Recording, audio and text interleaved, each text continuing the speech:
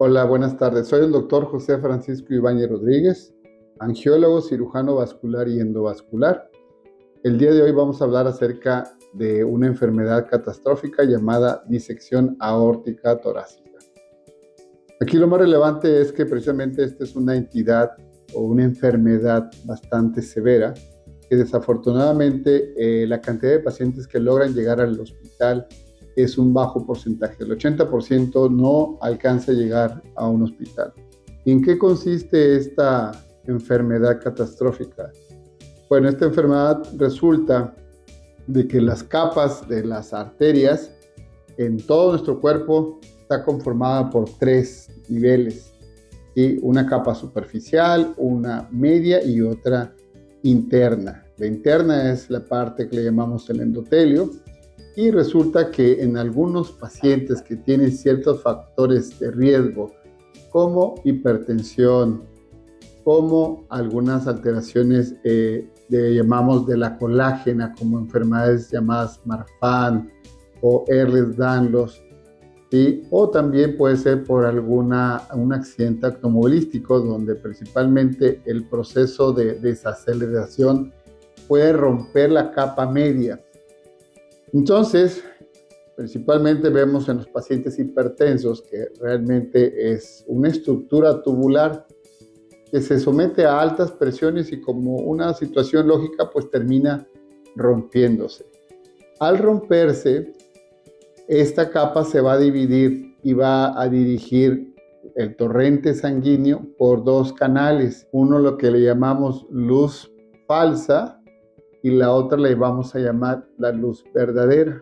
Estos pacientes, ¿sí? En un alto porcentaje, pues llegan a tener un dolor que llaman ellos desgarrante. Siente que se les desgarra algo en el pecho y llega a cruzar hasta la espalda. Posteriormente, dependiendo la intensidad de este desgarro de la aorta, puede haber molestias inclusive abdominales, como una isquemia mesentérica, que es dolor en el abdomen muy intenso, hasta tener un dolor en la pierna, ya sea principalmente izquierda, pero puede llegar a ser las dos por falta de circulación.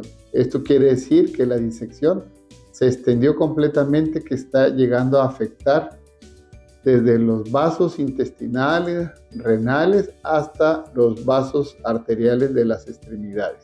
Entonces, para cuestiones de cómo abordarlo, cómo estudiarlo, primero hay que sospecharlo. Estos pacientes pueden llegar con presiones altas y pues lo primero que hay que hacer, pues obviamente atacar el agente causal.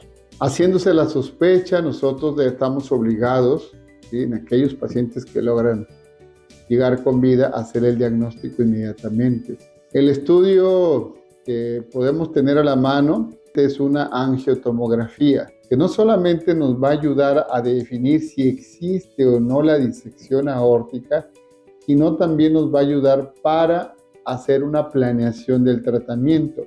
Esto, como es demasiado complejo, tiene que haber un plan de trabajo, un plan de tratamiento para poder llevar al paciente a los mejores resultados. Esta enfermedad se ha descrito durante muchos años y cabe mencionar que inclusive dentro de los tratamientos que pueden ser quirúrgicos o no quirúrgicos y hoy día la terapia endovascular, cada uno va a representar un cierto porcentaje de éxito, ¿sí? Entonces, una vez que nosotros hagamos el diagnóstico, el estudio, la angiotomografía nos va a definir, de acuerdo a la clasificación de este estudio, si es lo que llamamos el Stanford A o Stanford B, que es una clasificación muy sencilla. ¿Qué quiere decir esto? Que aquellos pacientes que la aorta se rompe desde la raíz del corazón hacia el resto de la aorta, se le llama Stanford A. Y los que se rompe de la arteria subclavia izquierda hacia abajo se llama Stanford B. ¿De qué nos sirve? Bueno, de entrada, el definir qué es un Stanford A nos habla de la gravedad del caso. Y estos principalmente son pacientes que requieren de cirugía abierta. La cirugía abierta pues tiene también un porcentaje de mortalidad muy alto. Cada día hay mejores dispositivos y que logran ofrecer pues, mortalidades del 20%. El 80% le va muy bien para las del tipo A. Sin embargo, también tenemos pacientes que pueden tener toda la aorta y primero se tendría que operar la disección A, que es de la raíz hacia abajo, y luego hacer un segundo procedimiento para el resto de la aorta. La otra clase de disección, que es Stanford B, es un procedimiento donde la aorta se parte a partir de la arteria que sale hacia el brazo izquierdo, que se llama subclavia. Hay varias formas de tratarlo, pero va a depender también la presentación.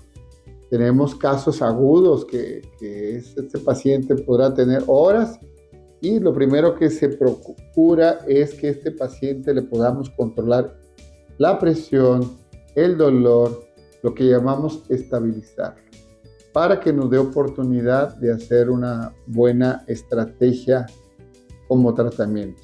Entonces se inicia lo que se llama el tratamiento médico. El paciente que se queda con el tratamiento médico exclusivamente, hoy día se ha visto que estos pacientes al final del día sigue progresando la disección y terminan con un alto porcentaje de muerte. ¿Por qué? Porque va involucrando los vasos tanto de las arterias del riñón como las del intestino y hacen además de que sean procedimientos muy complejos para tratarse. Y hoy día tenemos un tratamiento que se llama terapia endovascular. Esta terapia, bueno, es reciente comparada a la cirugía, sin embargo ya se llevan varios años realizándoselo en todos los hospitales de concentración de enfermedades cardiovasculares. Y sí es recomendable que, pues, bueno, se haga con una buena planeación, porque la buena planeación pues, va a ofertar que este procedimiento sea hoy por hoy el estándar de oro para tratar a estos pacientes. ¿Por qué? Porque hay centros que inclusive reportan una tasa de éxito del 99 al 100%. ¿Sí? Entonces es muy importante, pero todo va a depender de una buena planeación. Esto es un trabajo en equipo, no es una sola persona. Y considerar mucho también los factores que determinan la disección, ¿verdad? No es lo mismo tratar a un paciente de 60 años, hipertenso, fumador, que tiene aterosclerosis como factor, que una paciente de 30 años de edad, que lo primero que me va a decir que pues realmente la aorta tiene una enfermedad de otro tipo. Takayas, Marfan, Ehlers-Danlos, alguna situación que inflama las arterias, pero esto lo vamos a ver en pacientes jóvenes. Entonces es muy importante determinar la edad del paciente para poder definir también qué tratamiento vamos a brindarle.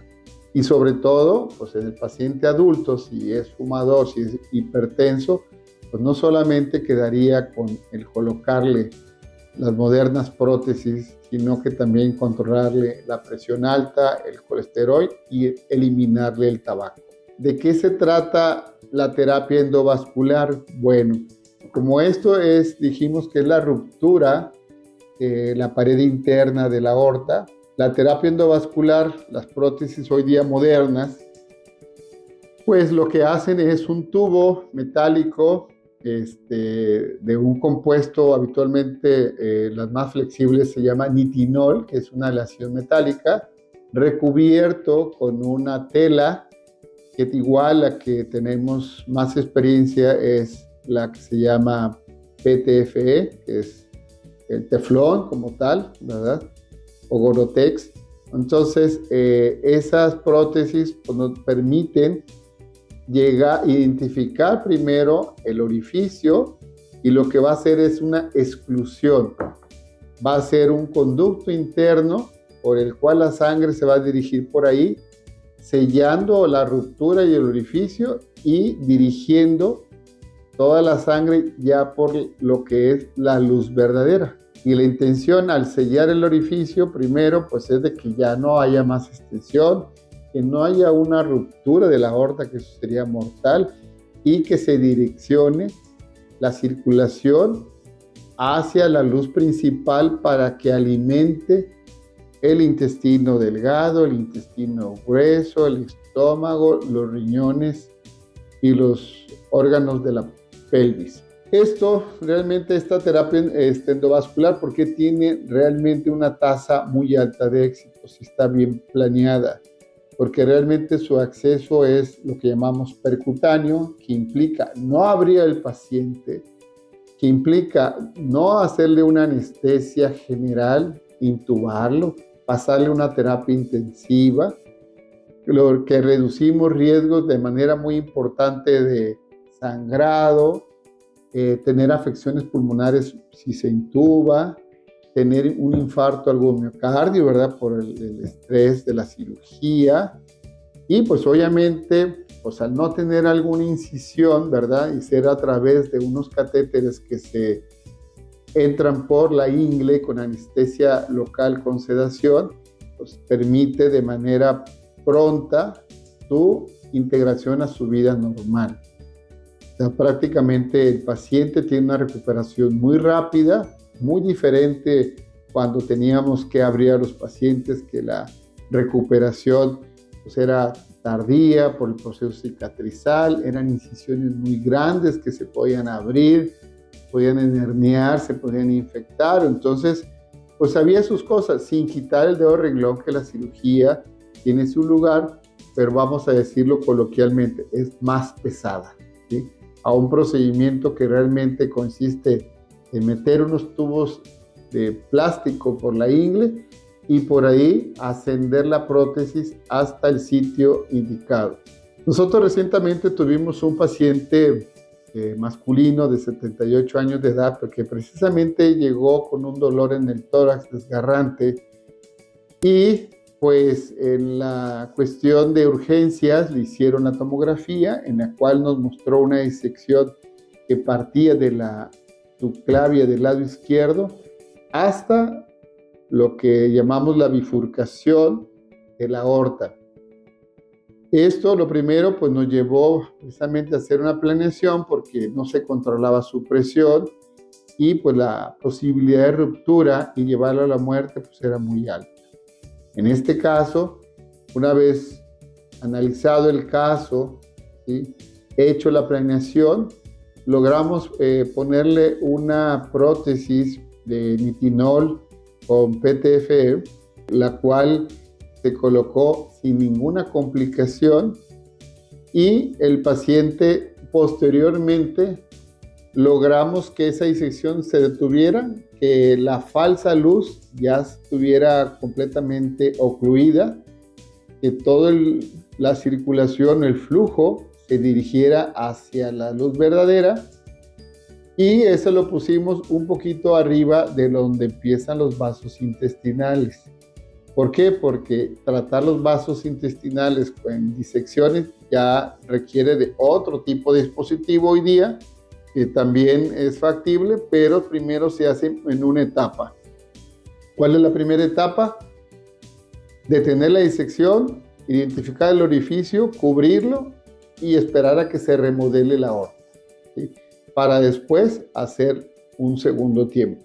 Entonces, este paciente ya van a ver las imágenes del inicio al tratamiento previo, cómo estaba. Se ve en la aorta, van a ver que donde sale el corazón, se empieza a ver que se marcan dos caminitos, ¿sí?, hasta prácticamente abajo del ombligo. Y posterior a la colocación de esta endoprótesis torácica, ¿sí?, se logra ver que todo el flujo se dirige a través de la endoprótesis. Posteriormente tiene otra tomografía de control a los 2 meses, donde vemos perfectamente cómo está bien posesionada la endoprótesis. No hay algo que se llama endofuga o endoleak, que es una de las situaciones que debemos de vigilar, y sobre todo eso resulta cuando igual hay alguna situación técnica y no se logró ubicar muy bien la prótesis. Eso en este paciente no existe, y toda la longitud de la prótesis está completamente adherida a la pared, y ese segmento está completamente ya ocluida su luz falsa.